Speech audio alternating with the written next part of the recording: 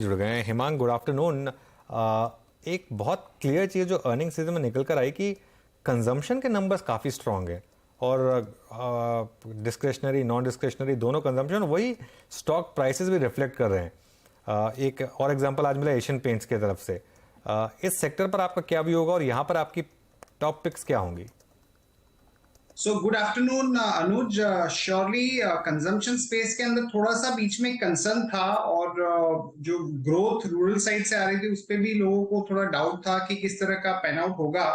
But अगर आप मैरिको के नतीजे देखें, आप गोदरेज कंज्यूमर के नतीजे देखें, एचयूएल में इतना बड़ा पॉजिटिव सरप्राइज नहीं था, बट वॉल्यूम ग्रोथ 4-5% के बीच में थी, जो ठीक ठाक थी। तो दो चीजें उभर के आ रही है अनुज। एक तो ये है कि जो एक्चुअल ग्रोथ है उसमें थोड़ी सी सरप्राइज है। दूसरी कि जो मार्जिन का जो प्रोफाइल है वो लगातार बढ़ के आ रहा है, और जो मैनेजमेंट की आउटलुक है ग्रोथ के ऊपर और मार्जिन के ऊपर वो बेटर हो रही है। तो डेफिनेटली काफी पॉजिटिव टेक अवेज है। एशियन पेंट्स के भी आज नतीजे आप देखें तो मेरे ख्याल से margin, top line, volume growth सब में कहीं ना कहीं एक पॉजिटिव सरप्राइज देखने को मिल रहा है। तो मुझे लगता है कि ये सेक्टर में थोड़ा सा एक जो अंडर परफॉर्मेंस है वो कैचअप हो रहा है। और ज्यादातर मुझे लगता है कि गोदरेज कंज्यूमर में definitely it will be a number one pick. ITC definitely मुझे लगता है कि all the businesses are doing very well और वैल्यूएशन का भी कंफर्ट है, तो उसमें डेफिनेटली जाना चाहिए। और मैरिको जो काफी टाइम से अंडर परफॉर्म कर रहा था वहां पे भी हमें लगता है कि अच्छा कैचअप होगा। तो ये सारे जो नाम है उसके अंदर हमें लगता है कि एक अच्छा परफॉर्मेंस आ सकता है। इंटरेस्टिंग ट्रेड्स आपने आइडेंटिफाई किए हैं कंजम्पशन थीम वाले। और आज ऑफ कोर्स हम चर्चा कर रहे हैं कि क्या स्थिति उभर कर आ रही है इस पूरे फार्मा स्पेस में। डॉक्टर रेड्डीज के नंबर्स आपने देखे होंगे, वो एक मेजर डिसअपॉइंटमेंट है। और जो कंपनी ने इनफैक्ट कहा है कि अमेरिकी बिजनेस में प्राइसिंग प्रेशर थोड़ा बहुत रहेगा। क्या आपको लग रहा है ये थोड़ा सा ओवरहैंग बाकी फार्मा कंपनियों के लिए भी रहेगा, क्योंकि वो यूएस बिजनेस का पेन हमने देखा है डीवीज पर कैसे था। आजकल में आई एम गेसिंग वो एपीआई के डेटा पॉइंट्स निकल के आएंगे, लेकिन किस तरह का एक्सपोजर रखे हिमांग फिर फार्मा में, स्पेशली इस पर्टिकुलर पेन पॉइंट के साथ? सो डॉक्टर रेड्डी डेफिनेटली एक जो आउटलुक दिया है वो इतना अच्छा नहीं है, तो कहीं ना कहीं जाके थोड़ा सा शॉर्ट टर्म एक नेगेटिव उस पे व्यू रहेगा। But I think overall pharma में हर एक कंपनी स्पेसिफिक व्यू लेके चलना चाहिए। तो मुझे लगता है कि जो एपीआई बेस्ड कंपनीज है उसमें आज हमने एक गिरावट देखी है, डिवीज या लॉरस, बट मुझे लगता है कि ओवरऑल जो एक्सपोर्ट के अंदर जो ट्रेंड है वो थोड़ा सा पॉजिटिव है। तो डेफिनेटली लॉरस लैब के अंदर एक पॉजिटिव व्यू लेके ही हम चल रहे हैं, और ये जो करेक्शन है उसमें एक्चुअली थोड़ा सा बाइंग के मौके हमें ढूंढने चाहिए। उसके अलावा सन फार्मा में और जो डोमेस्टिक जहां पे मैनकाइंड की जो लिस्टिंग हुई थी उसके पीछे हमें लगता है कि एल्केम लैब या सिप्ला जो है जिनका भी एक अच्छा स्ट्रॉन्ग प्रेजेंस है डोमेस्टिक मार्केट में, उसका एक पॉजिटिव रब ऑफ हमें देखने को मिल सकता है। तो सिलेक्टिवली मुझे लगता है कि फार्मा में एक पॉजिटिव व्यू लेके चलना चाहिए। में एक पॉजिटिव व्यू। अच्छा, एक और स्टॉक पर मैं आपकी राय लेना चाहूंगी हिमांग। जो कल अनाउंसमेंट आया था सनोफी की तरफ से कि अपने कंज्यूमर हेल्थ केयर बिजनेस को दरअसल डीमर्ज करेंगे, इवेंचुअली वो लिस्ट होगा।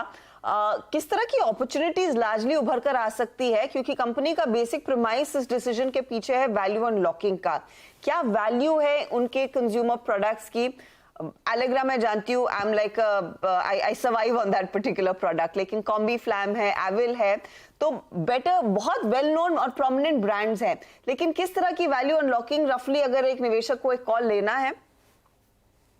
तो मुझे लगता है कि डेफिनेटली एक बड़ा इंपॉर्टेंट डेवलपमेंट है। और एक आपको एग्जांपल देना चाहूंगा कि स्मिथलिन बीकैम का एक कंपनी जो हुआ करती थी जिसका फार्मा और कंज्यूमर बिजनेस था, और कहीं पे उन्होंने अपना जो कंज्यूमर बिजनेस है वो एचयूएल को दे दिया था, और बहुत बड़ी अनलॉकिंग हुई थी कंपनी के अंदर।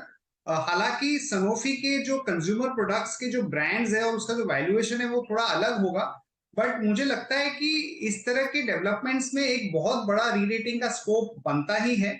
और टिपिकली एमएनसी फर्म का ये भी होता है कि जब ये ट्रांजैक्शन होता है तो या तो डिविडेंड के तौर पे या एक बायबैक के तौर पे एक अच्छा सा शेयर होल्डर्स को भी बेनिफिट मिलता है। तो I don't have the exact value of the consumer business, but definitely मुझे लगता है कि एक बड़ा पॉजिटिव डेवलपमेंट है कंपनी के लिए। अच्छा, हिमांक जी आपसे बात करते करते मैं स्क्रीन पे इंडिगो इस दौर के हाईएस्ट क्लस्टर पे ऑलमोस्ट 52 वीक हाई, और ऑल टाइम अगर हाई मैं इसका क्लोजिंग बेसिस पे देखूं तो इट्स आई थिंक 2304 और इंट्राडे बेसिस पे करीब 2376। अभी ये जो एयर टर्बुलेंस चल रही है इस वक्त, ऐसे में एक strong stable and with strong market share player हमारे पास ये भी है, यही है। आपकी राय क्या कहती है? अभी राइड करने का वक्त है, और अगर एग्जिस्टिंग पोजीशंस है तो उनको कब तक रखना चाहिए? अभी 2255 52 वीक हाई। मेरे ख्याल से जो अच्छा स्ट्रेंथ और जो ट्रेंड दिख रहा है उसमें डेफिनेटली पार्टिसिपेट करना चाहिए। सारी चीजें पॉजिटिव हो रही है इंडिगो के लिए।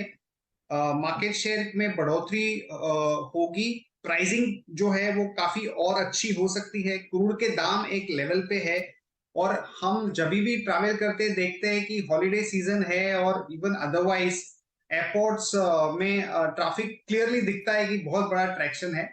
तो मुझे लगता है कि ये एक ऐसा यूनिक पोजीशनिंग है इंडिगो का जहां पे इसका बहुत बड़ा बेनिफिट और री-रेटिंग का केस बन सकता है।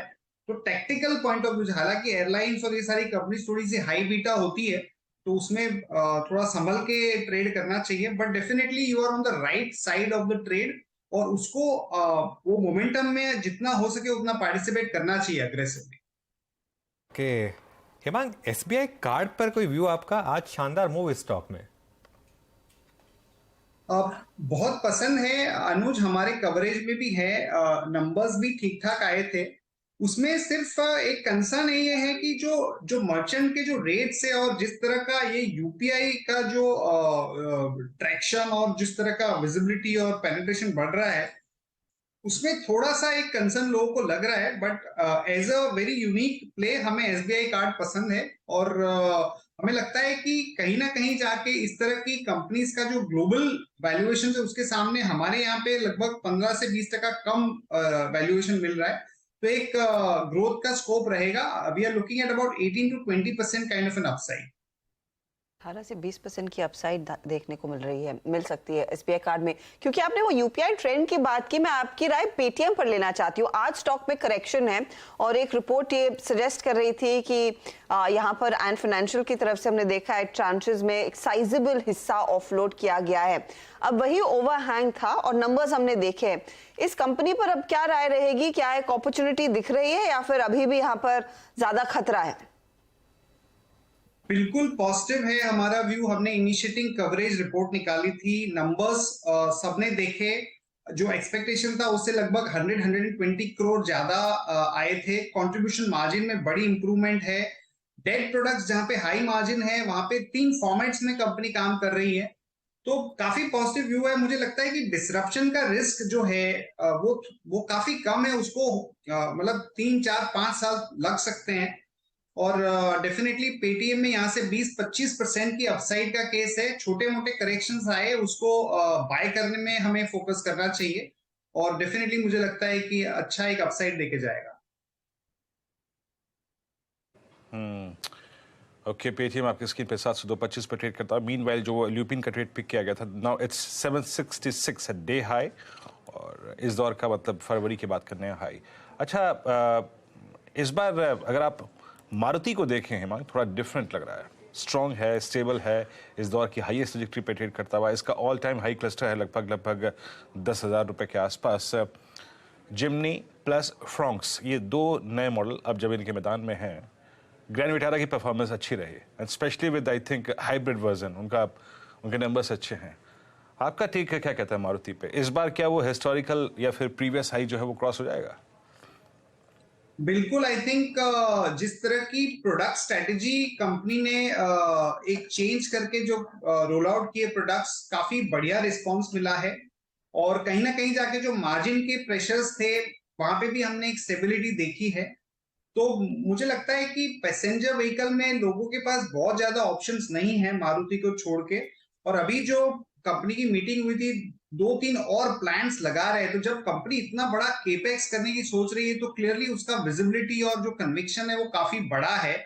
तो हमें लगता है कि auto story is far from over. I think we are still going to see very strong volume growth, of course product wise थोड़ा सा पोजीशनिंग कंपनी चेंज करती रहेगी, बट डेफिनेटली एक पॉजिटिव व्यू है मारुति के ऊपर। कि मारुति के ऊपर पॉजिटिव व्यू इस समय। चलिए फिर हेमांग, शुक्रिया जुड़ने के लिए हमारे साथ और इन सब स्टॉक्स पर बात करने